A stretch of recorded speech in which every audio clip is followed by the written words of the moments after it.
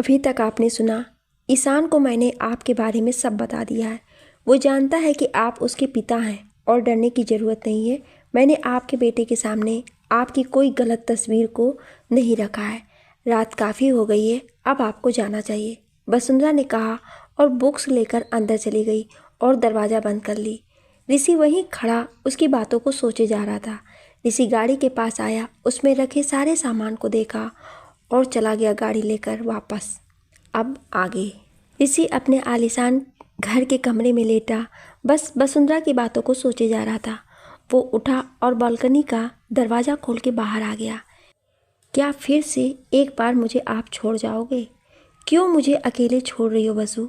इतनी बड़ी गलती की है तो सज़ा दे दो, पर ये सज़ा मत दो।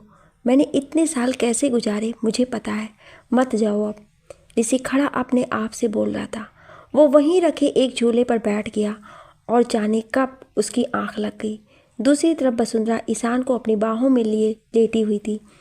नहीं पता हम ईशान के बिना कैसे रहेंगे, पर मैं नहीं चाहती अब कि ईशान अपने पिता से दूर रहे, और शायद ये ठीक भी है, वसुंधरा ने बोला और ईशान को और कस के पकड़ लिया। शायद वसुंधरा भी अब भागते लड़ते थक चुकी थी। सुबह का वक्त, कॉलेज। वसुंधरा क्लास में पढ़ा रही थी। ऋषि उसकी क्लास की तरफ से गुजर रहा था। वसुंधरा को पढ़ाता देख वो रुक गया और उसे कुछ देर देखने लगा। वसुंधरा बस पढ़ाई जा रही थी।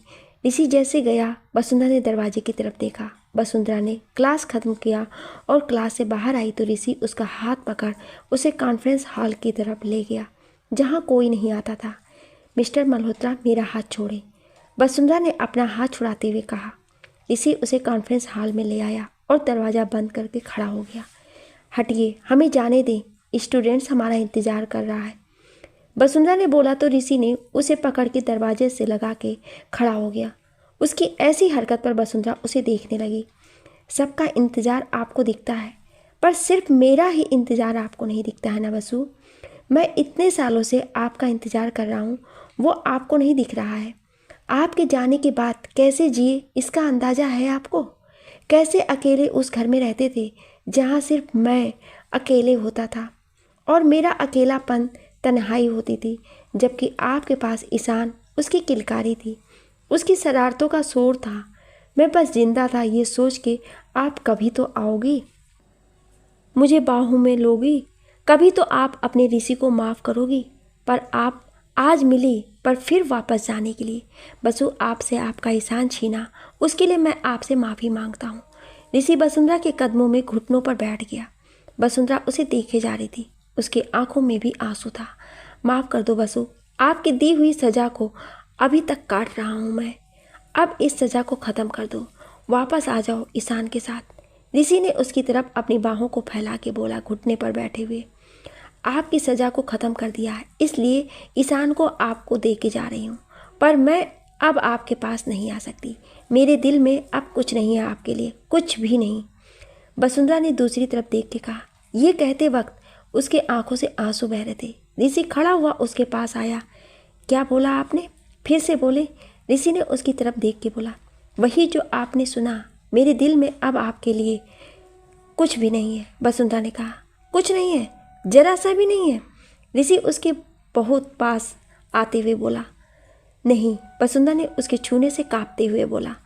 अब मेरे छूने का भी असर नहीं होता है, मेरे पास आने का असर नहीं होता है। ऋषि ने उसे पकड़ के अपने पास लाते हुए कहा। नहीं, नहीं होता, वसुंधरा ने उसे धक्का देके चिल्ला के बोला। ऋषि उसके ऐसे कहने पर शॉक्ड था। वसुंधरा वहाँ से चली गई। ऋषि वहीं खड़ा रहा। वसुंधरा अपने क्वार्टर में चली आई। ऋषि अपनी गाड़ी लेकर चला गया बिना किसी को कुछ बताए। ड्राइवर ने अमन को कॉल करके बता दिया। अमन अपने ऑफिस से निकला और सीधा कॉलेज पहुंचा। आपने उसे जाने कैसे दिया अकेले? और सारे आदमी भी यही हैं, बिना किसी सिक्योरिटी के कैसे जा सकता है वो? अमन ने गुस्सा करते हुए बोला। अमन ने ऋषि को कॉल किया बहुत, पर उसने फ़ोन नहीं उठाया। वो परेशान हो गया। उसने कमिश्नर को फ़ोन किया और उन्हें ऋषि को खोजने को कहा। दूसरी तरफ ऋषि तेज गाड़ी लिए चला जा रहा था। उसके कानों में बस वसुंधरा की बातें थी। कैसे ये एहसास आपके दिल से निकल गया जो आज तक मेरे दिल में है, जो मैं आज तक नहीं निकाल पाया, खुद के अंदर से नहीं अलग कर पाया खुद से। आपने कैसे खुद से दूर कर दिया? कैसे मेरी मोहब्बत को आपने खुद से दूर कर दिया वसु? कैसे? ये हक आपको किसने दिया? किसने दिया हक आपको में हमारी मोहब्बत में? जब ये प्यार दोनों तरफ से था तो आपने अकेले इस मोहब्बत के फैसला कैसे ले लिया? कैसे? ऋषि गुस्से में बोले जा रहा था खुद से और हाईवे पर गाड़ी दौड़ाया जा रहा था। तभी सामने से एक ट्रक चला आता दिखा जिसका शायद ब्रेक फेल था। उसका ड्राइवर ट्रक को कंट्रोल कर रहा था पर नहीं हो पा रहा था। सामने से ऋषि की गाड़ी थी। उसने देखा पर जैसे जिंदगी की ख्वाहिश ना होने के एहसास से उसने गाड़ी नहीं रोकी। उसके सामने सब आ रहा था, सुनैना भाभी का चेहरा, ईशान का चेहरा और अपने बेटे का चेहरा। जैसे उसके सामने ईशान का चेहरा आया उसका पैर ब्रेक पे गया पर वक्त जैसे ख़त्म हो गया था। ट्रक आकर गाड़ी से टकरा गई। ट्रक वाले ने ट्रक मोड़ दिया था पर फिर भी ऋषि की गाड़ी बहुत बुरी तरह लड़ चुकी थी। उसके सर से खून आ रहा था। यह हादसा होते ही वसुंधरा का दिल बेचैन हो गया। वो इधर उधर टहलने लगी। उसने कुछ सोच के फ़ोन उठाया और ऋषि को कॉल किया पर ऋषि का फ़ोन बस बज रहा था। उसने फ़ोन नहीं उठाया। कम से कम उसने 20-25 बार फ़ोन किया था। अब उसका दिल किसी अनहोनी से डर गया। वो भाग के कॉलेज में गई और इसी की केबिन में जाने लगी तो पियोन मिल गया। भैया सर अंदर है क्या? वसुंधरा ने घबरा के पूछा। नहीं साहब, तो बहुत वक्त हो गया चले गए, पियोन ने कहा। हाँ, वसुंधरा ने बोला और खोई नज़रों से वहाँ से बाहर आ गई। वसुंधरा बेसुध सी अपने क्वार्टर की सीढ़ियों पर आके बैठ गई। ईशान नूरा के साथ अंदर था। वसुंधरा ने मुग्धा को फ़ोन किया। हेलो मुग्धा, अमन जी हैं क्या? वसुंधरा ने घबरा के बोला। नहीं बसु, कोई काम है क्या? मुग्धा ने बोला। उनका नंबर हमें दे सकती हो प्लीज़? बसु ने कहा तो मुग्धा ने उसे बताया तो वसुंधरा ने अंदर जाके लिख लिया। अच्छा, हम तुमसे बाद में बात करते हैं, बसु ने बोल के फ़ोन रख दिया। उसने जल्दी से अमन को फ़ोन किया। हेलो, अमन ने बोला। अमन जी, ऋषि जी आपके साथ हैं क्या? वो फ़ोन नहीं उठा रहे हैं, वसुंधरा ने घबरा के बोला। बसु, उसका एक्सीडेंट हो गया है, हम उसे लेकर हॉस्पिटल आ रहे हैं, अमन ने बोला। वसुंधरा ने इतना सुना तो उसके हाथ से फ़ोन गिर गया। वो फर्श पर गिर गई। नूरा उसके पास आई भाग के। नहीं भगवान, उन्हें मुझसे ऐसे नहीं छीन सकता है। मेरे बच्चे से उसका पिता नहीं छीन सकते वो। मैं नहीं जी पाऊंगी नूरा, वसुंधरा ने उसे पकड़ के रोते हुए कहा। कुछ नहीं होगा दीदी, उन्हें आप संभालो खुद को। ईशान ने देखा तो क्या जवाब दोगे आप उसे? नूरा ने कहा तो वसुंधरा ने खुद को संभाला। कुछ वक्त बाद एक एम्बुलेंस कॉलेज के हॉस्पिटल में आई। वसुंधरा अमन के पास आई। उसने जैसे ऋषि को देखा तो गिरने को हो गई। अमन ने आगे बढ़ के उसे थाम लिया। बसु संभालो खुद को, अमन ने उसे पकड़े हुए कहा। ऋषि को जल्दी से ओटी में ले जाया गया। वसुंधरा वहीं बैठी रही। कुछ देर में रचना, मुग्धा और सौर भी आ गए थे। वसुंधरा बस फर्श को देखे जा रही थी। डॉक्टर अंदर ऋषि को ठीक करने में लगे थे पर जख्म काफ़ी गहरे थे। कई घंटों के बाद डॉक्टर बाहर आए तो अमन ने उससे पूछा, कैसा है अब वो, ठीक है ना? अभी मैं कुछ नहीं कह सकता सर, हमने अपनी तरफ से पूरी कोशिश कर ली है। उन्हें आईसीयू में शिफ्ट कर रहे हैं, बाकी अब भगवान पर है सब। अगर उन्हें होश आया सुबह तक तो ही हम कुछ बोल सकते हैं। डॉक्टर इतना बोल के चला गया। वसुंधरा वहीं खड़ी थी। उसके आंखों से आंसू निकल के उसके चेहरे पर आ रहे थे। ऋषि को शिफ्ट किया गया। वसुंधरा ने शीशे से देखा तो ऋषि के सर पर हाथों पर पट्टियां बंधी थी। उसके पैरों में भी फ्रैक्चर आया था। वसुंधरा बैठ गई वहीं बेंच पर। रचना, मुग्धा दोनों उसके बगल में बैठे थे। रात गहरा गई थी। नूरा ईशान के जिद करने पर उसे हॉस्पिटल वसुंधरा के पास ले आई थी। ईशान वसुंधरा की गोद में आके बैठ गया उसे पकड़ के। दीदी, बाबा माने नहीं इसलिए, नूरा ने बोला तो वसुंधरा ने ईशान को अपने गोद में उठा के खड़ी हो गई और ईशान उसके कंधे पर सर रखे उससे लिपटा हुआ था। सौर, अमन सब ईशान और वसुंधरा को देख रहे थे। मम्मा, मुझे पापा बिल्कुल ठीक चाहिए, प्लीज़ दे दो, उसके बाद कुछ नहीं मांगूंगा आपसे, सच में प्रॉमिस। ईशान के इतना बोलने पर सौर उसे हैरानी से देख रहा था क्योंकि उसे पता नहीं था कि ईशान ऋषि का बेटा है। मैं आपके पापा को आपको वापस दूंगी, प्रॉमिस ईशान, कुछ नहीं होगा उन्हें, क्योंकि आपकी मम्मा कुछ नहीं होने देंगी उन्हें। वसुंधरा ने उसे वैसे ही अपने से चिपकाए हुए कहा। ईशान उसकी बाहों में सो गया था। नूरा, इसे ले जाओ, सुला दो, इसके पास रहना, अकेले मत छोड़ना और अच्छे से उड़ा देना इसे, वसुंधरा ने सोए हुए ईशान को उसे देते हुए कहा। नूरा ईशान को लेकर चली गई। रात खत्म हो रही थी पर ऋषि को अभी भी होश नहीं आया था। हनुमान जी, मत करें हमारे साथ ये, मैं मानती हूँ मुझसे गलती हुई है, मैं उन्हें ऐसे छोड़ के चली गई तो वो भी तब जब उन्हें मेरी सबसे ज़्यादा ज़रूरत थी। मैंने जो गलती की है उसकी सज़ा हमें दें, पर मेरे बच्चे से उसके पिता को मत छीने। मत करे उससे दूर उसके पिता को। मेरे बेटे ने जो मांगा है आज तक मैंने उसे दिया है, पर यह आज सिर्फ आपके सहारे से ही दे सकती हूँ और आपको आज मेरी बात माननी होगी। वापस कीजिए मेरे बच्चे के पिता को। मैं ऋषि को नहीं खो सकती हूँ, मैं मर जाऊँगी। वसुंधरा अपने मन में आंखों को बंद किए कहे जा रही थी। उसके चेहरे पर आंसू बह जा रहे थे। रात खत्म हो गई थी, पर ऋषि अभी भी होश में नहीं आया था। वसुंधरा ने शीशे से झांक के देखा तो ऋषि वैसे ही लेटा हुआ था। वसुंधरा धीरे से दरवाज़ा खोल के अंदर जाती है। नर्स उसे धीरे से बाहर जाने को कहती है। अमन उस नर्स को रोक देता है इशारे से और बाहर बुला लेता है। वसुंधरा बेसुध सी जाकर ऋषि के पास रखी छोटी सी स्टूल पर बैठ जाती है। वो ऋषि को देखती है और उसके हाथ को अपने हाथों में लेती है। ऋषि, ईशान ने मुझसे आज अपने पापा को मांगा है और आज तक मैंने उसकी हर मांग को पूरा किया है। आज मैं अगर उसकी मांग नहीं पूरी कर पाई तो अपने बच्चे को क्या बोलूँगी बताओ। आपने वादा किया था कि आप मेरा सर कभी नहीं झुकने देंगे, तो आज कैसे वो वादा तोड़ रहे हैं आप? बोला था ना आपने कि आप मेरा इंतज़ार कर रहे थे, तो कहाँ हैं आप? देखिए, मैं कब से आके बैठी हूँ आपके पास। आप उठें, लड़ें मुझसे, झगड़ें मुझसे। चाहे तो इतने साल दूर रहने की सज़ा आप मुझे दें, पर इस तरह मुझसे दूर मत हो जाओ ऋषि। मर जाएंगे हम। बहुत प्यार करते हैं आपसे। मैं आज तक जिंदा थी क्योंकि आप सही सलामत थे। ईशान को मैं अकेले नहीं संभाल सकती ऋषि। उठो और संभालो अपने बच्चे को। मुझसे नाराज़ है ना आप? तो मुझसे बात मत करें, पर अपने बच्चे से कैसे दूर जा सकते हैं आप? वो इंतज़ार कर रहा है आपका ऋषि, उठिए प्लीज़। वसुंधरा इतना बोल के रो दी। उसके हाथ पकड़ के धीरे से वसुंधरा के हाथों को ऋषि ने पकड़ लिया। वसुंधरा ने जब देखा तो वो ऋषि के चेहरे की तरफ देखने लगी। ऋषि ने धीरे से आंखें खोला। उसकी नज़रों के सामने आंसुओं में भीगा वसुंधरा का चेहरा था। वसुंधरा ने अमन, डॉक्टर को सबको आवाज़ दिया। डॉक्टर जल्दी से आए और ऋषि को चेक करने लगे। ऋषि वसुंधरा का हाथ पकड़े हुए था तब तक।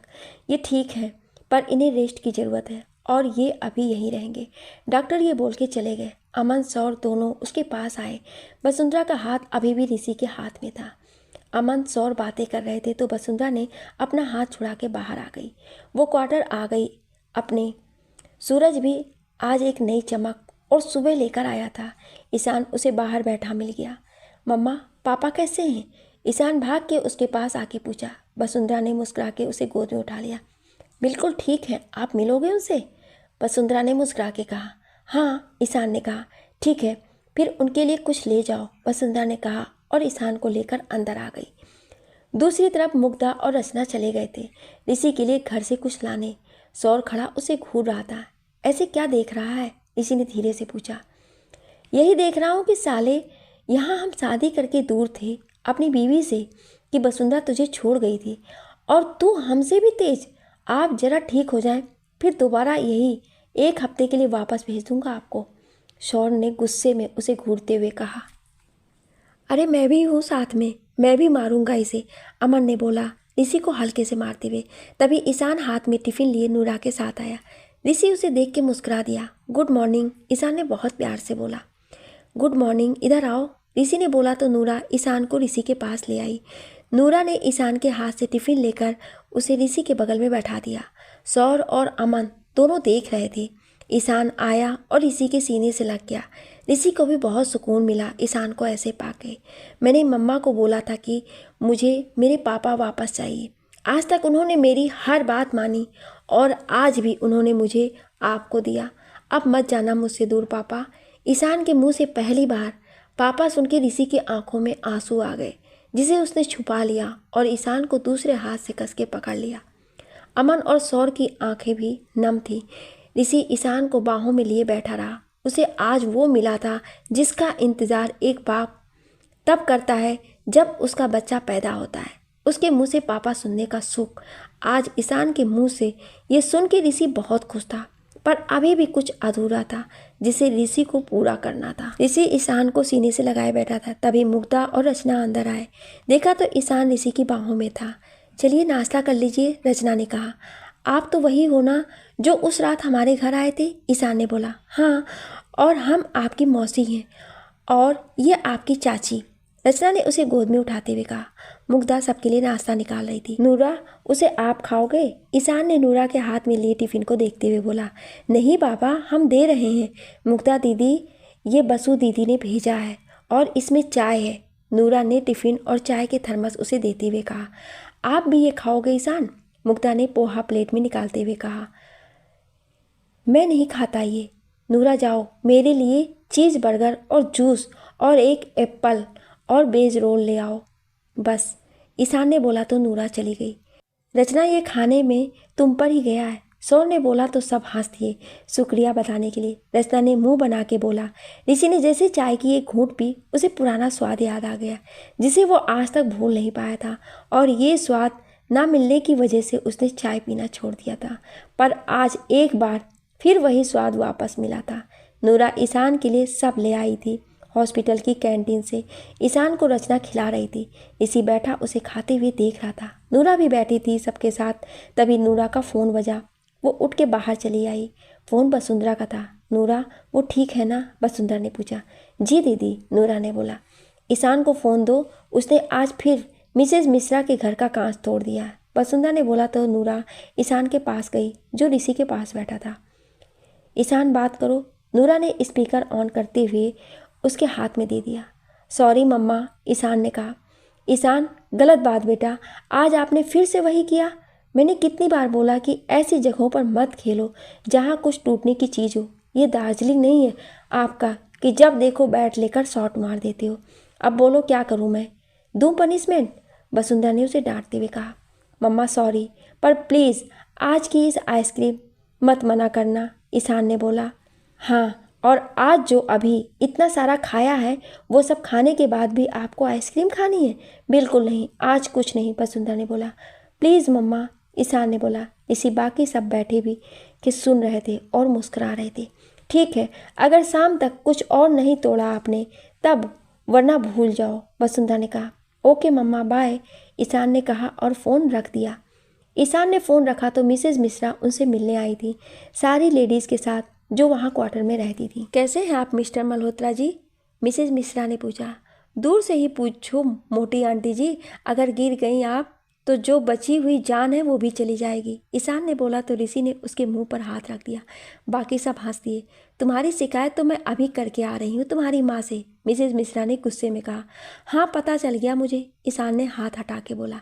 अरे मिस्टर मल्होत्रा, पता नहीं वसुंधरा जी इस शैतान को कैसे संभाल लेती हैं। बाप रे, जब से आया है सबके घर के कांच के पीछे पड़ा है। मेरे घर की हालत तो यूँ हो गई है कि 2 दिन में कि घर की खिड़की में कोई कांच ही नहीं बचा है, एक लेडी ने कहा। ईशान मुंह बना के सर झुका लिया।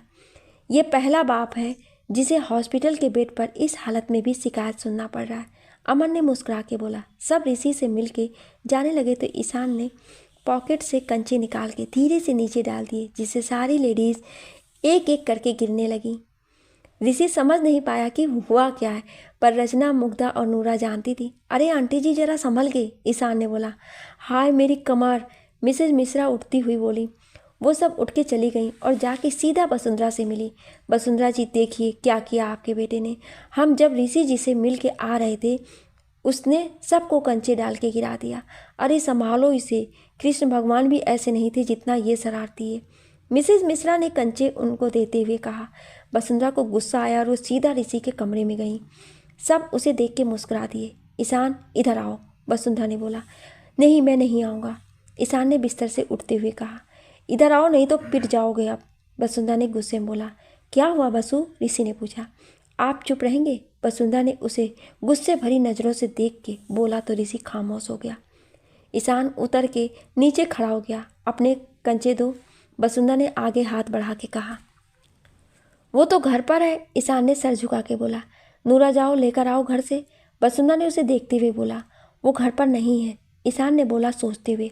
हाँ क्योंकि वो मेरे पास है, जो अभी अभी मुझे मिसेज मिश्रा दे के गई हैं, वसुंधरा ने उसे कांच दिखाते हुए कहा। ये मेरे नहीं हैं, ईशान ने कहा। अच्छा आपके नहीं हैं, वसुंधरा ने उसके कान पकड़ के कहा। ये दोनों एकदम यशोदा और कृष्ण जी की तरह लगते हैं, है ना, मुग्धा ने रचना से बोला। अरे मिसेज मिश्रा आप यहाँ, ईशान ने बोला तो वसुंधरा उसका कान छोड़ के दरवाजे की तरफ देखने लगी और ईशान भाग गया बाहर। ईशान इधर आओ। वसुंधरा उसके पीछे भागी। ऋषि दोनों को बहुत प्यार से देख रहा था। उसकी खाली जिंदगी में, सूनी जिंदगी में अब शोर होने लगा था।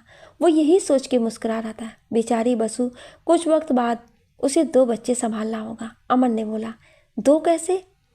रचना और मुग्धा ने पूछा। एक ईशान और दूसरा ऋषि, अमन ने बोला तो सब हंस दिए। ये शायद नहीं होगा क्योंकि वसु ईशान को मुझे दे के जा रही है हमेशा के लिए, ऋषि ने बोला तो सब उसकी तरफ हैरान होकर देखने लगे। हम इस बार ऐसा होने ही नहीं देंगे, मुग्धा और रचना ने कहा। वसु कैसी है आप सब जानते हैं, ऋषि ने कहा।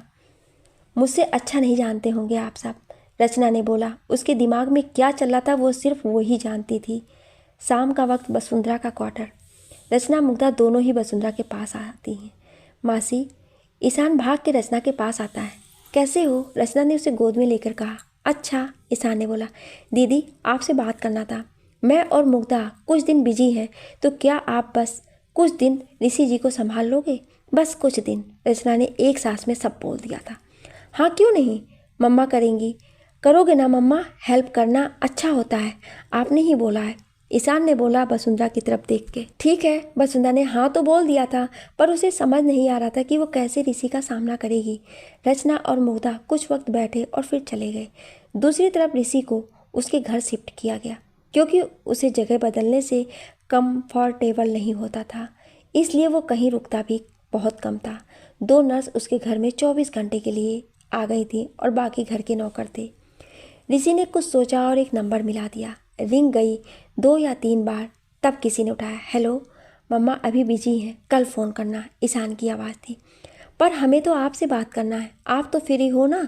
ऋषि ने मुस्कुरा के कहा। पापा आप? मैं गया था मिलने, पर आप अपने घर चले गए थे, मैं मिल भी नहीं पाया आपसे, ईशान ने कहा। सॉरी, कल से आप यहाँ आ जाना, ओके, ऋषि ने बोला। ईशान किससे बात कर रहे हो आप? वसुंधरा अंदर आते हुए बोली। पापा से। मम्मा वीडियो कॉल करो ना, मुझे देखना है पापा को, ईशान ने कहा तो वसुंधरा ने नूरा से बोल दिया। नूरा ने वीडियो कॉल कर दिया। ऋषि और ईशान दोनों ही बातें करने में बिजी हो गए। वसुंधरा बैठ के कुछ नोट्स बनाने लगी। जब वो खाली हुई तो देखा ईशान फ़ोन लिए सो गया था। उसने फ़ोन उठा के देखा तो कुछ नहीं दिख रहा था। वसुंधरा ने कॉल कट किया और ईशान को ठीक से सुला दिया और खुद भी उसके पास लेट गई। सुबह का वक्त, वसुंधरा का क्वार्टर। वसुंधरा जल्दी से उठी और सारा नाश्ता बना के उसे पैक कर चाय थर्मस में बना के उसने नूरा के साथ भेज दिया। खुद वो कॉलेज आ गई। नूरा के साथ ईशान भी चला गया था। वसुंधरा पढ़ाने चली गई। ईशान नूरा के साथ ऋषि के घर आया। दोनों ने जब ऋषि का घर देखा तो उनका मुंह खुला का खुला रह गया। नौकर उनको लेकर अंदर आ गया। ईशान ऋषि के कमरे में गया तो ऋषि बैठा किसी से फ़ोन पर बात कर रहा था। पापा, ईशान ने कमरे में आते हुए कहा। उसने देखा कि पूरे वॉल पर वसुंधरा की तस्वीर थी और सुनैना के साथ ईशान की। ऋषि ने देखा तो मुस्कुरा के फ़ोन कट कर दिया। अरे ईशान आ गया, आ जाओ मेरे पास, ऋषि ने एक हाथ उठा के बोला। ईशान भाग के ऋषि के पास आ गया। ऋषि ने उसे बाहों में भर लिया। आप ठीक हो ना? ऋषि ने उसके माथे को चूम के पूछा। हाँ मैं ठीक हूँ, ईशान ने बहुत प्यार से कहा। ऋषि ने वसुंधरा के हाथ से बना नाश्ता किया ईशान के साथ। फिर दोनों ने चेस खेला और फिर ईशान ऋषि को दार्जिलिंग के दिनों के बारे में बताने लगा, अपने दोस्तों के बारे में और स्कूल के बारे में। कब दोपहर हो गई उन दोनों को पता ही नहीं चला। वसुंधरा ने नूरा के पास फ़ोन किया और आने को बोल के फ़ोन रख दिया। मम्मा आ रही हैं नूरा? ईशान ने पूछा। हाँ ईशान बाबा, वो आ रही हैं। बोलो आते वक्त गोलगप्पे और मैंगो शेक ले आए, ईशान ने बोला तो ऋषि ने कहा मैं यहीं बनवा देता हूँ, आप उन्हें मत परेशान करें। इतना बोल के ऋषि ने एक नौकर से कह के सब बनाने को बोल दिया। कुछ देर में वसुंधरा घर के बाहर खड़ी थी। वो इस घर में पहली बार आ रही थी। उसने धीरे से अपने कदम बढ़ाए और घर के अंदर आ गई। सारे नौकर उसे देख के हैरान थे क्योंकि जिसे आज तक वो सब सिर्फ तस्वीर में देखते थे, आज वो उन सब के सामने खड़ी थी। जी मिस्टर मल्होत्रा का कमरा, वसुंधरा ने बहुत धीरे से बोला। जी वहाँ ऊपर है, एक नौकर ने खोए हुए कहा। वसुंधरा उसे अजीब से देख के चली गई। वो सीढ़ियाँ चढ़ने लगी तो उसने देखा कि सीढ़ियों के बगल की दीवार पर सुनैना भाभी और ईशान की तस्वीर थी और उनके बगल में उसकी भी। वो ऊपर आ गई और ऋषि के कमरे में आई। ईशान उसे देख के भाग के उसके पास आया। वसुंधरा ने उसे अपनी गोद में ले लिया। आपने कुछ खाया? वसुंधरा ने ईशान को गोद में लिए हुए बोला। हाँ, ईशान ने कहा। ऋषि वसुंधरा को देख रहा था। बहुत जल्द इस कमरे में आप हमेशा के लिए आएंगी बसु, बहुत जल्द, ऋषि ने कहा। नौकर गोलगप्पे की ट्रे और मैंगो शेक ले आया था। ईशान, ये सब किसके लिए? वसुंधरा ने उसे देख के पूछा। पापा ने बनवाया है, ईशान ने कहा। आपके पापा गोलगप्पे नहीं खाते ईशान, आप ही खाते हो ये। तो उनका नाम मत लो, वसुंधरा ने कहा। ऋषि उसे देख रहा था। तुम्हें आज भी पता है मुझे क्या पसंद है? ऋषि ने वसुंधरा को देख के कहा। वसुंधरा उसकी तरफ देखने लगी। दोनों ने ना जाने क्या कहा नज़रों से, जो सिर्फ वो समझ पाए। नौकर ट्रे टेबल पर रख के चला गया। ईशान उतरा और ऋषि के पास बैठ गया। मम्मा खिलाओ, ईशान ने ऋषि के पास बैठते हुए कहा। वसुंधरा ले आई ट्रे और बैठ गई थोड़ी दूर ऋषि से और ईशान को खिलाने लगी। पापा आप भी खाओ ना, बहुत टेस्टी है। मम्मा खिलाओ पापा को, ईशान ने कहा तो वसुंधरा ने एक गोलगप्पे उसकी तरफ बढ़ा दिया। ऋषि ने मुंह खोला और वसुंधरा ने उसे खिलाया। हल्के से पानी उसके होठों पर गिर गया तो वसुंधरा ने अपने पल्लू से पोंछ दिया। ऋषि खुश था। आज रात तक वसुंधरा वहीं रही। चलो ईशान चलते हैं, सुबह आएंगे, वसुंधरा ने ईशान से बोला तो ईशान ने ऋषि को पकड़ लिया। नहीं, मुझे पापा के पास रहना है, ईशान ने कहा। नहीं ईशान, चलो अभी, कल वापस आ जाना, वसुंधरा ने कहा तो ईशान ऋषि से लिपट गया। रहने तो बसु इसे यहाँ, और मैंने आपका सामान भी यहीं मंगवा लिया है, दूसरे कमरे में है। यहीं रुक जाओ जब तक मैं ठीक नहीं हो जाता, ऋषि ने उसकी तरफ देख के कहा। हाँ, वसुंधरा ने बस इतना ही कहा। ईशान खुश था ऋषि के पास रुकने से। 1 महीने ऐसे ही बीत गए। वसुंधरा ऋषि का पूरा ख्याल रखती। ऋषि भी ठीक हो गया था और साथ में दोनों का रिश्ता भी। पर अभी ऋषि के पैर में दर्द था चलने से। वसुंधरा कॉलेज के बाद सीधा घर आती और ऋषि ईशान के पास रहती। वसुंधरा ऋषि ईशान के लिए खुद खाना बनाती। ऋषि के घर में फिर से एक बार वसुंधरा की पायल झनकार और चूड़ियों की खनक गूंज रही थी और ऋषि बस यही सोचा करता था, कब तक। वो जानता था बसु भी अब जाना नहीं चाहती है। आखिर वो भी थक चुकी थी भाग के ऋषि से लड़ते हुए। ऋषि अब इन दूरियों को ख़त्म करना चाहता था। 1 महीने बाद रात का वक्त, ईशान ऋषि के कमरे में सो रहा था। वसुंधरा अपने कमरे की बालकनी के दरवाजे को खोल के नीचे तकिया कारपेट पे रखे लेटी थी। ऋषि जानता था कि अब वसुंधरा ये घर और उसे छोड़ के चली जाएगी वापस। उसने बिस्तर पर सोते हुए ईशान को देखा। वो उसके पास गया और उसे कंबल उड़ा के उसके माथे को चूम के कमरे से बाहर आया और वसुंधरा के कमरे की तरफ चल दिया। उसने हल्के से दरवाज़ा खोला और अंदर आया। उसकी इतनी रात को इस तरह से आने से वसुंधरा उठ गई। क्या हुआ? ईशान परेशान कर रहा है क्या? मैं अपने पास ले आती हूँ, रुकिए। वसुंधरा उठकर जाने लगी तो ऋषि ने उसे एक हाथ से पीछे से पकड़ा और दरवाज़ा अंदर से बंद कर दिया। ऋषि जी, रात बहुत हो गई है, आपको अपने कमरे में जाना चाहिए, वसुंधरा ने वैसे ही खड़े हुए बोला, जबकि वो ऋषि के छूने से कमज़ोर हो रही थी। बसु, मुझे अब ये अकेलापन परेशान कर रहा है। प्लीज़ खुद को मेरी ज़िंदगी में ईशान के साथ ले आओ। मैं अकेले नहीं संभाल पाऊंगा उसे। ऋषि ने उसके कंधे पर अपना माथा लगा के बोला। मैं नहीं आना चाहती वापस, वसुंधरा ने कहा रोते हुए, क्योंकि वो महसूस कर रही थी ऋषि के दिल को। तो क्यों आई थी उस दिन जब मेरा एक्सीडेंट हुआ था? क्यों ईशान से वादा किया था बसु कि उसके पापा दोगी उसे? क्यों मेरा हाथ पकड़ के मौत के हाथों से खींच के ज़िंदगी में ले आई थी वापस? क्यों मेरी हालत पर तड़प गई थी? बसु अधूरा है आपका ऋषि, आपके बिना। उसे पूरा कर दो अब। चली आओ वापस। अगर इस बार कुछ हुआ तो वापस नहीं बच पाऊंगा मैं। ऋषि ने जैसे ये कहा तो वसुंधरा उसकी तरफ मुड़ के उसे कस के गले लगा ली। खबरदार, जो ये शब्द दोबारा बोला तो आपने, मैं उस शैतान को अकेले नहीं संभाल सकती, वसुंधरा ने रोते हुए कहा। तो मिलके संभाल लेंगे, ऋषि ने उसे बाहों में कस के भर के कहा। मैं आपसे प्यार नहीं करती, वसुंधरा ने उसके गले लगे बोली। कोई बात नहीं, हम दोनों का प्यार कर लूँगा आपसे, फिर तो बराबर हो जाएगा, ऋषि ने उसे बाहों में लिए कहा।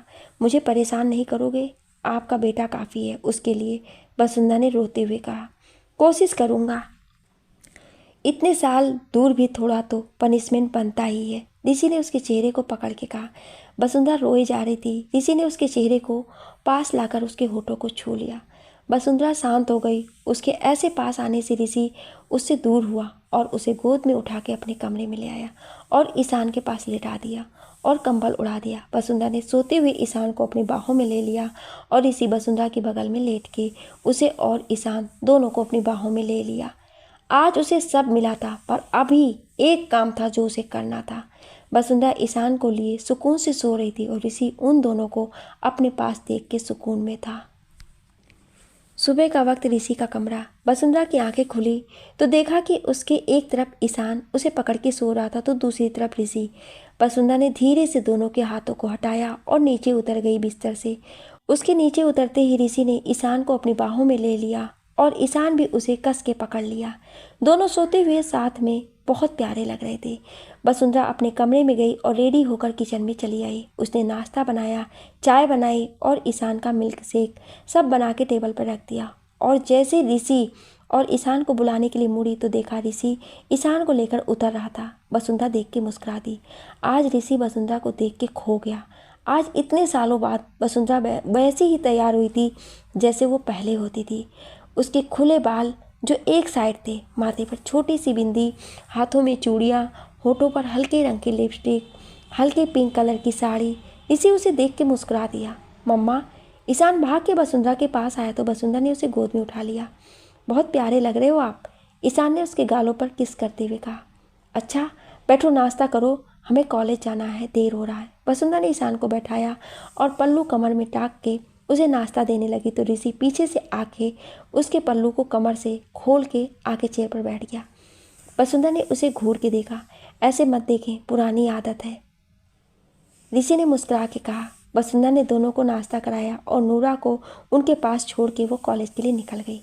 कॉलेज पहुंची तो देखा आज सारे स्टूडेंट्स उसे अजीब से देखकर बातें कर रहे थे। उसकी नज़र जैसे नोटिस बोर्ड पर गई तो वहाँ ऋषि और उसके नाम को जोड़ के कुछ कमेंट्स लिखे हुए थे। स्टूडेंट्स क्लास से बाहर थे। अगर आप सबको पढ़ना हो तो 10 मिनट के अंदर क्लासरूम में आओ। वसुंधरा ने उन सारे कमेंट्स और पोस्टर पर ध्यान न देते हुए, अरे मिस वसुंधरा कश्यप जी, यही नाम है ना आपका? तो ये तो बता दीजिए कि आखिर मिस्टर मल्होत्रा जी के साथ आपका क्या रिश्ता है जो आप 1 महीने से उनके घर पर हैं। मिसेज मिश्रा सारी औरतों के साथ खड़ी थी। आज उन्हें अपना बदला लेने का मौका मिला था। मैं आपके किसी भी सवाल का जवाब देना जरूरी नहीं समझती। क्लास में चलें आप सब, वसुंधरा ने कहा। हाँ, हमें क्यों जवाब दोगी वसुंधरा जी? जवाब तो आजकल किसी और को दिया जा रहा है। वैसे जहाँ तक हमें पता है कि आपकी शादी नहीं हुई है और ईशान को गोद में नहीं लिया है आपने, तो वो किसका बेटा है वसुंधरा जी? शायद वो आपकी किसी दोस्त का बेटा होगा या बहन। क्यों, सच बोल रही हूँ ना मैं, मिसेज मिश्रा ने बोला। ईशान मेरा बेटा है, वसुंधरा ने कहा। मतलब कहने का ये है कि आपने उसे जन्म दिया। वाह, बिना शादी के बच्चे पहली बार सुन रही हूँ। आप तो कुंती निकली इस जमाने की। मिसेज मिश्रा के कहने पर सब हंस दिए। अब सुन लिया ना आपने, तो मैं पढ़ा सकती हूँ, वसुंधरा ने कहा क्लास में जाते हुए। पता नहीं किस गंदी खून की पैदाइश है इनका बेटा। जब माँ ऐसी अय्यास है तो बेटे की परवरिश तो खराब होगी। मिसेज मिश्रा ने कहा तो तभी उनके गाल पर एक थप्पड़ पड़ा। सब उनके गाल पर थप्पड़ पड़ते ही शौक थे और उससे भी ज़्यादा ऋषि को वहाँ देख के, क्योंकि वो थप्पड़ ऋषि ने अपनी सेक्रेटरी से मरवाया था। सॉरी मिसेज मिश्रा, मैं औरतों पर हाथ नहीं उठाता, वरना जिस मुंह से आपने मेरी बीवी बच्चे के लिए गंदे अल्फाज का इस्तेमाल किया है, मैं वो मुंह खुद अपने हाथों से तोड़ देता। ऋषि ने वसुंधरा के साइड खड़ा होकर कहा, उसे कंधे से पकड़ते हुए कहा। सब उसकी तरफ हैरानी से देख रहे थे। भावना, एक चेयर ले आओ प्लीज़, ऋषि ने अपनी सेक्रेटरी से बोला तो वो एक चेयर ले आई। ऋषि ने उस चेयर पर वसुंधरा को बैठाया। हाँ, तो क्या सवाल थे आपके मेरी पत्नी से? ऋषि ने सबकी तरफ मुड़ते हुए कहा।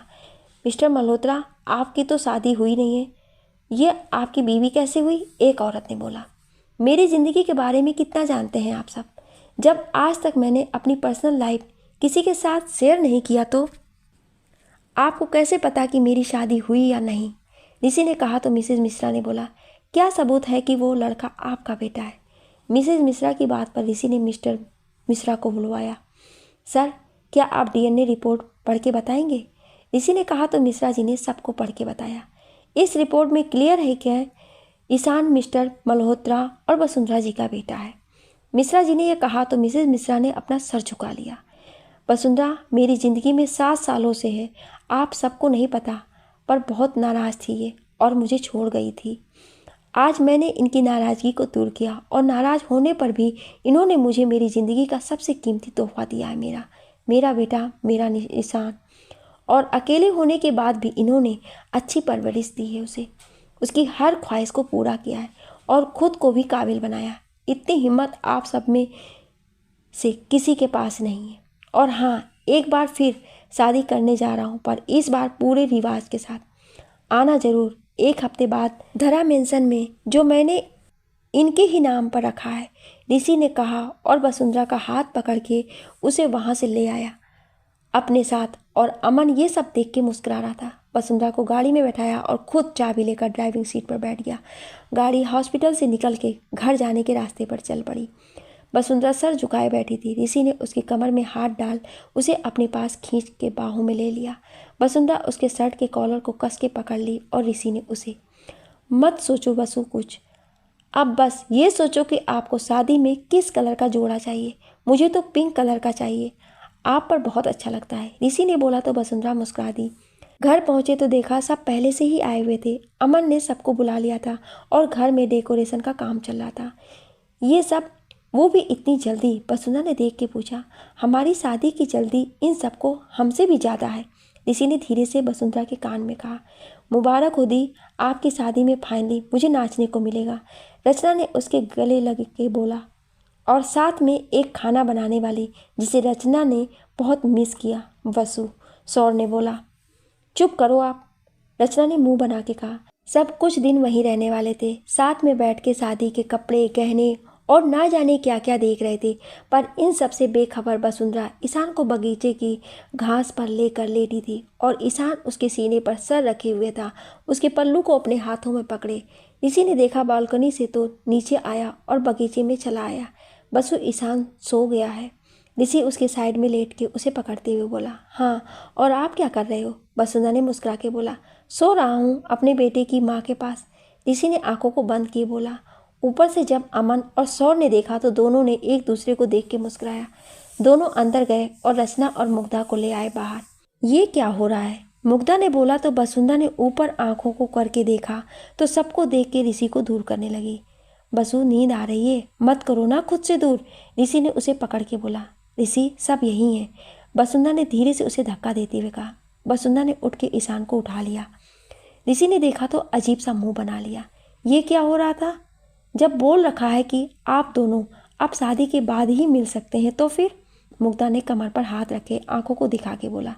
वो मैं बस घूमते हुए आ गया था और लेट गया, ऋषि ने वसुंधरा का हाथ पकड़ते हुए कहा। रचना ने उसके हाथ पर मारा और वसुंधरा को साइड कर बोली, ये सब शादी के बाद होगा, इंतजार करो। इतना बोल के वो वसुंधरा को ले गई। मुग्धा भी उसके साथ चली गई। चल भाई आ, आज हमारे साथ सो ले, अमन ने कहा उसके कंधे पे हाथ रख के। मैं अकेले ही ठीक हूँ, तुम दोनों साथ सो लो, ऋषि ने गुस्से में कहा और चला गया। अमन और सौर दोनों हंस दिए। सुबह का वक्त, ऋषि का घर, पूरे घर को सजाया जा रहा था। बाहर लाइटिंग हो रही थी। वसुंधरा ईशान को खाना खिला रही थी। ऋषि भी आ गया था। वसुंधरा किचन से चाय लेने गई। ऋषि ने देखा कि सब काम में लगे ही तो धीरे से किचन की तरफ मुड़ गया। ऋषि जी, कुछ चाहिए तो मैं ले आती हूँ, आप बैठो, बताओ क्या चाहिए, रचना ने कहा तो ऋषि का मुंह बन गया। चाय, ऋषि ने मुंह बना के कहा। आप बैठो, देखो वसुदी ले आई है, रचना ने कहा और वसुंधरा के हाथ से चाय का कप ऋषि को लेकर दे दिया। आप नाश्ता करो, तब तक हम दीदी को कुछ गहने दिखा देते हैं, रचना ये बोल के वसुंधरा का हाथ पकड़ के ले गई। ऋषि मुंह बना के वसुंधरा को देख रहा था। अब हाल ये हो गया था कि ऋषि को वसुंधरा अकेले मिलती ही नहीं थी और इन सब में हल्दी की रस्म हुई।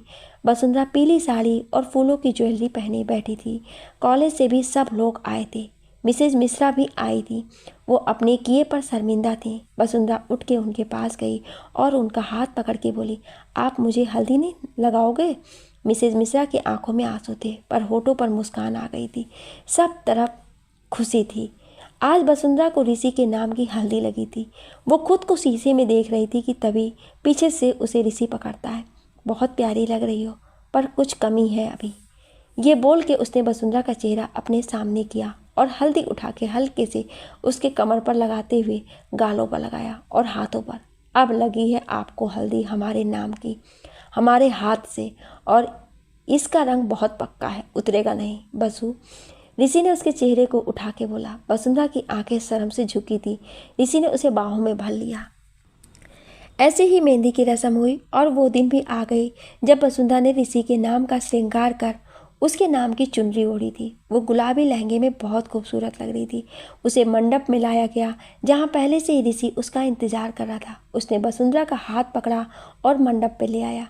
पंडित जी ने मंत्र पढ़ना शुरू किया। पंडित जी ने गठबंधन के लिए जब किसी को बुलाया तो ईशान ने जाके दोनों का गठबंधन किया और इतना कस के बांधा कि जिस गांठ को दोनों जन्म जन्मांतर तक ना खोल सके।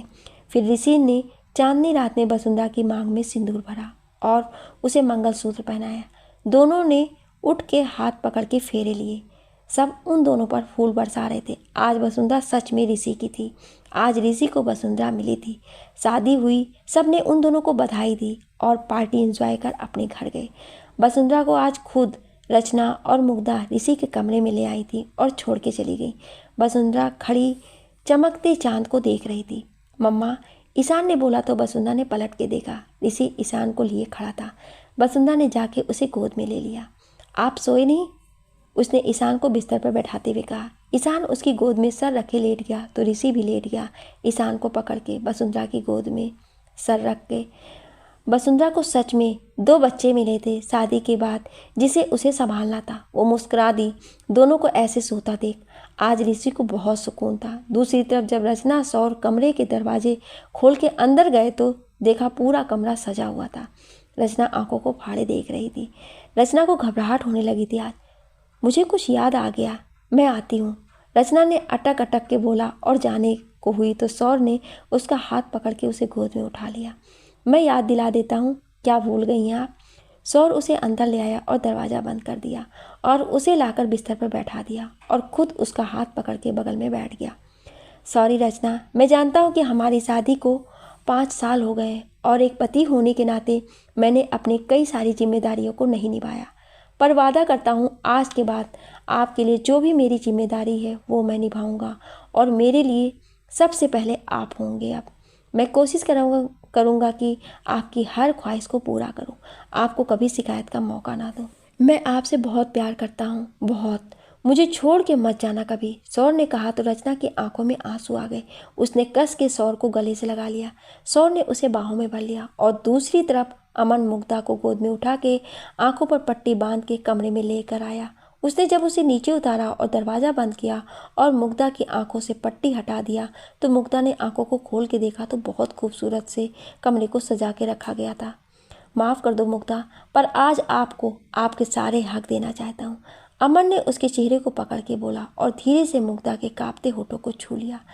आज सबके हम सफ़र मिल गए थे। आज सबकी ज़िंदगी में सुकून था, मोहब्बत था। 2 साल बाद हरिद्वार की हर की पौड़ी शाम का वक्त वसुंधरा को एक प्यारी सी बेटी हुई थी। उसका नाम ऋषि ने धरा रखा था। ईशान अपनी बहन से बहुत प्यार करता था। अमन और मुग्धा को एक बेटा हुआ था और रचना को ट्विंस हुए थे और दोनों बेटे और दोनों शैतान थे, पर दोनों बहुत प्यारे थे। आज सब महाआरती में आए थे। वसुंधरा अपनी बेटी को लिए खड़ी थी गोद में और ऋषि ईशान को लिए। अमन मुग्धा और अपने बेटे के साथ खड़ा था। रचना सौर और अपने बेटों के साथ। सब आज जलते दियों में गंगा जी के पानी को बहता देख रहे थे। ऋषि अपनी बेटी को देख रहा था जिसमें उसे वसुंधरा की झलक दिख रही थी। शायद अब जिंदगी में उसकी कोई कमी नहीं थी, सब था उसके पास। आज सच में वो दुनिया का सबसे अमीर इंसान था। आज भगवान ने जो छीना था उससे कहीं ज़्यादा सूद समेत वापस किया था। आरती खत्म हुई, सब वहीं सीढ़ियों पर बैठ गए और हर की पौड़ी की शाम को रात में तब्दील होता देख रहे थे। आपको ये कहानी कैसी लगी हमें कमेंट करके ज़रूर बताएं और ऐसी ही कहानियाँ सुनने के लिए हमारे चैनल को सब्सक्राइब ज़रूर करें। Thank you.